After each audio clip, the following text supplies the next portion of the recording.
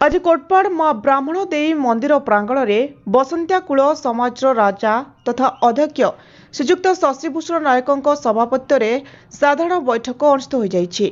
ए बैठक में कोटपाड़ राजगादी अंतर्गत बसंतिया जातिर नाना समस्या भलमंद गुड़िक प्रति आलोकपात करा जाई सेथिरु समाधान निमंते विस्तृत भाव में आलोचना करा जाइथिला।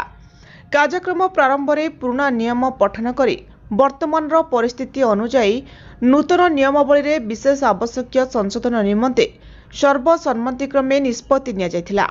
नूतन नियमावली मध्यरे यथा अति कम रे समस्त झियो और पुओ मानकु शिक्षा ग्रहण 10म पर्यंत सुजोग देबा, समस्त पुओ झियो मानक 19 वर्ष पूर्व विवाह कले दंडित करिबा, कुलपति परिवार वर्ग रे कमिटी को वार्षिक चांदा 500 टंका देबा, जेकोसी सभा समिति रे निशा सेवन करी विशृंखला कले ए सदस्य को अति कम रे 1500 टंका जरिमाना करिबा और अन्य केतेक नियमावली प्रकाश करा जायथिला।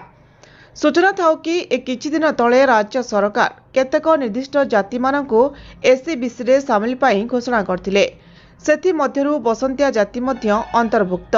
तेणुकरी ए वार्षिक उत्सव रे राज्य सरकार और नवीन पट्टनायक को समस्ते धन्यवाद अर्पण करथिले और एमिति दृष्टि सर्वदा आम उपरे पड़ुथाउ बोली उपस्थित सदस्यगण प्रकाश करथिले।